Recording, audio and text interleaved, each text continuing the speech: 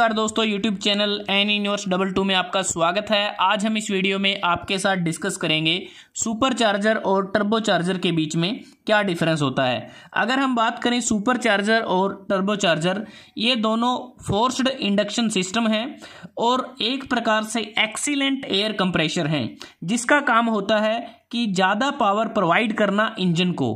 अब बात करते हैं कि ये कैसे करते हैं। बेसिकली एयर को कंप्रेस करते हैं, जो एयर इंजन में फ्लो करती है उसको कंप्रेस किया जाता है सुपर चार्जर और टर्बो चार्जर की मदद से। अब बात करते हैं कि क्या क्या डिफरेंस है। कुछ फैक्टर हमने कैटेगराइज किए हैं कि कैसे ये काम करते हैं, किस किस आधार पे हम बता सकते हैं कि सुपर चार्जर और टर्बो चार्जर एक दूसरे से अलग होते हैं। अगर हम सुपर चार्जर की बात करें, ये इंजन के साथ डायरेक्टली कांटेक्ट में होता है। जैसा कि अगर आप इस डायग्राम को देखें तो यहाँ पर ये जो सुपर चार्जर है इसको कनेक्ट कर दिया गया है, यहाँ पर अगर आप देखें बेल्ट ड्राइव के द्वारा, और डायरेक्टली जो सुपर चार्जर है बेल्ट ड्राइव के थ्रू इसको इंजन के द्वारा ड्राइव किया जाता है। और जो सुपर चार्जर है यह इसमें जो कंप्रेशर है इसको ड्राइव करने के लिए इंजन की जो यूज़फुल पावर है उसका प्रयोग किया जाता है, जिससे फ्यूल कंजप्शन बढ़ जाता है और नेट आउटपुट पावर कम हो जाती है। तो इस प्रकार हम कह सकते हैं सुपर चार्जर के केस में हमें एक्स्ट्रा पावर को सप्लाई करना पड़ता है। अगर हम बात करें टर्बो चार्जर की, टर्बो चार्जर इंजन से निकलने वाली एग्जॉस्ट गैस के द्वारा इसको ड्राइव किया जाता है। अगर आप इस डायग्राम को देखते हैं, यहाँ पर ये जो एग्जॉस्ट पोर्ट है, यहाँ से जो वेस्ट गैसेस जाती हैं वो एंटर करती हैं टर्बो चार्जर में। मतलब कि टर्बो चार्जर में जो कंप्रेशर है उसको ड्राइव करने के लिए इंजन की वेस्ट पावर का प्रयोग करते हैं, मतलब कि एग्जॉस्ट गैसेस का, और इसके लिए हमें अलग से कोई एक्स्ट्रा पावर की ज़रूरत नहीं होती। दूसरी बात, जो टर्बो चार्जर है यह इंजन के साथ डायरेक्टली कांटेक्ट में नहीं होता। अब बात करें कि जैसे हम आपको बता चुके हैं कि सुपर चार्जर इंजन की यूजफुल पावर का प्रयोग करता है, इसलिए इंजन की एफिशिएंसी कम हो जाती है, और टर्बो चार्जर इंजन की एग्जॉस्ट गैसेस का प्रयोग करता है कंप्रेशर को ड्राइव करने के लिए, जिसके कारण इंजन एफिशिएंसी बढ़ जाती है। उसके बाद सुपर चार्जर को क्रैंक शाफ्ट के द्वारा कनेक्ट किया जाता है बेल्ट ड्राइव के माध्यम से, इसलिए जैसे ही इंजन स्टार्ट होता है उसी समय सुपर चार्जर भी काम करना शुरू कर देता है। लेकिन टर्बो चार्जर जब तक कार्य करना शुरू नहीं करता जब तक इंजन के द्वारा उपयुक्त मात्रा में एग्जॉस्ट गैसेस जनरेट नहीं की जाती।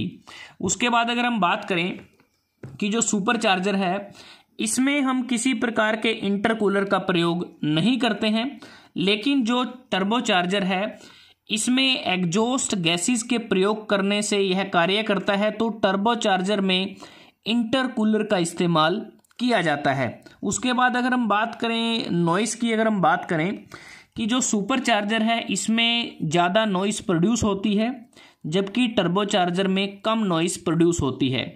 और सुपर चार्जर एक एयर कंप्रेशर है, जिसमें हम बात करें कि सुपर चार्जर की मदद से एयर के प्रेशर और डेंसिटी को इंक्रीज किया जाता है और उसको डायरेक्टली इंटरनल कंबशन इंजन में सप्लाई किया जाता है, और इसके कारण इंजन के प्रत्येक इनटेक साइकिल को ज़्यादा ऑक्सीजन मिलती है और ज़्यादा फ्यूल बर्न होगा, ज़्यादा वर्क होगा, और इस प्रकार इंजन पावर भी बढ़ जाएगी।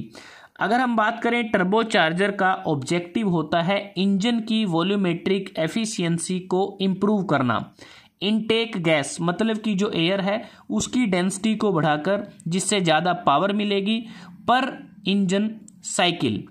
और टर्बो चार्जर का जो कंप्रेसर यहाँ पर लगा हुआ है इसमें एम्बिएंट एयर को कंप्रेस करते हैं इंक्रीज्ड प्रेशर पर और इनटेक मैनिफोल्ड में एंटर करने से पहले। अगर हम स्पीड की बात करें, जो सुपर चार्जर है इसमें जो स्पीड होती है तकरीबन 50,000 RPM तक इसकी स्पीड हो सकती है, और टर्बो चार्जर के केस में जो इसकी स्पीड है वो 1.5 लाख RPM तक हो सकती है। अगर हम बात करें बूस्ट की, जो सुपर चार्जर है वो जो बूस्ट है प्रोवाइड करता है लोअर RPM पर, जबकि जो टर्बो चार्जर है ये हाई RPM पर बूस्ट को डिलीवर करता है। तो जैसे हम टर्बो चार्जर की बात कर रहे हैं कि इसमें जो इंजन आउटपुट से जो वेस्ट गैसेज आती हैं और टर्बो चार्जर के क्योंकि जो वेस्ट गैसेज होती हैं उनके अंदर बहुत सारी हीट एनर्जी होती है, और अगर उस हीट एनर्जी को हम एटमॉस्फेयर में डिस्चार्ज कर दें तो उससे क्या होगा कि हमारी जो हीट जो एनर्जी है वो वेस्ट हो जाती है।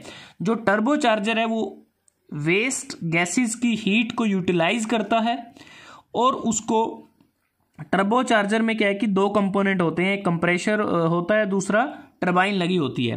तो एक प्रकार से टर्बो चार्जर वेस्ट गैसेस की हीट एनर्जी को यूटिलाइज करता है और उसको टरबाइन के थ्रू पास करता है। टरबाइन वर्क करती है जिससे कंप्रेशर ड्राइव होता है, और जो कंप्रेशर है वो कनेक्ट होता है इनटेक पाइप के साथ इंजन की, और कंप्रेशर एयर को कंप्रेस करेगा और उस एयर को हाई प्रेशर पर इंजन में सप्लाई किया जाता है। और एयर कंप्रेशन के कारण एयर की डेंसिटी बढ़ती है और mass of air per unit volume बढ़ जाता है। तो ज़्यादा मास ऑफ एयर एंटर करेगी, जिससे ज़्यादा ऑक्सीजन एंटर करेगी हमारे इंजन में, जिससे प्रॉपरली कंबशन कंप्लीट होगा और कम पोल्यूटेंट निकलेंगे, मतलब कि जो कार्बन मोनोऑक्साइड है जैसे ये कम निकलेंगे, और परिणाम स्वरूप सेम साइज के इंजन के लिए जो हमारी जो पावर आउटपुट है वो बढ़ जाएगी। अगर हम बात करें कि जो कंस्ट्रक्शन की बात की कि सुपर चार्जर में मेनली क्या होता है कि बेसिकली कंप्रेसर ही रहता है, लेकिन टर्बो चार्जर में कंप्रेशर और टरबाइन ये दोनों होते हैं।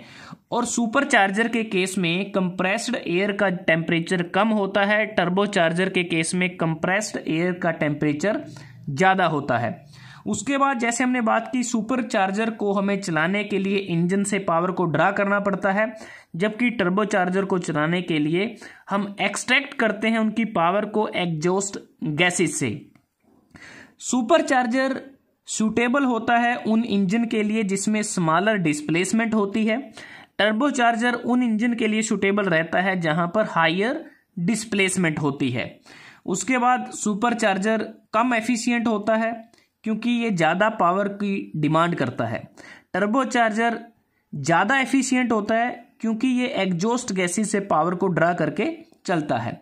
लेकिन जो सुपर चार्जर है ये मोर रिलायबल है, टर्बो चार्जर कम रिलायबल होता है। सुपर चार्जर का वेट कम होता है, साइज कम होता है, लेकिन टर्बो चार्जर का साइज बड़ा होता है, हैवी होता है, जिसके परिणाम स्वरूप टर्बो चार्जर ज़्यादा कॉस्टली होता है, सुपर चार्जर कम कॉस्टली होता है।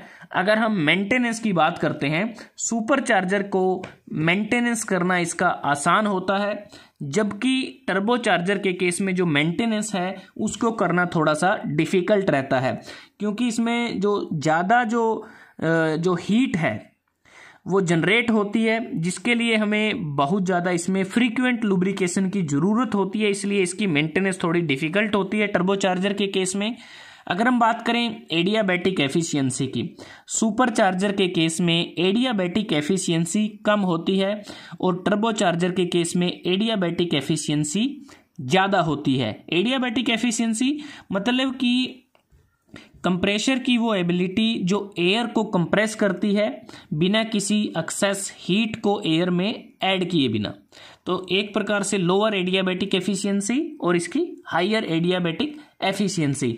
अगर हम बात करें एप्लीकेशन कहाँ पर किसका यूज किया जाता है, सुपर चार्जर अगर हम बात करें इसका छोटा साइज होता है और कम्पैक्ट होने के कारण इसको कम स्पेस चाहिए, इसलिए इसको बड़ी आसानी से जो कारें हैं उसमें इस्तेमाल किया जाता है। जैसे जो रेसिंग कार होती हैं वहाँ इसको इस्तेमाल कर सकते हैं।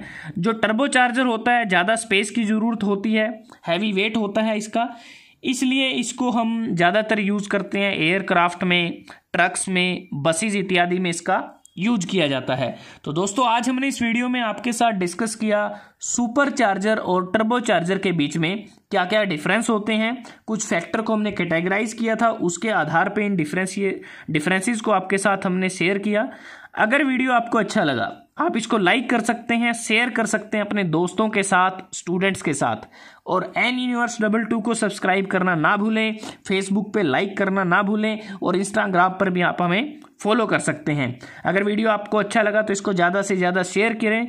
जल्दी हाजिर होते हैं एक नए वीडियो के साथ, तब तक के लिए धन्यवाद। आपका दिन शुभ रहे।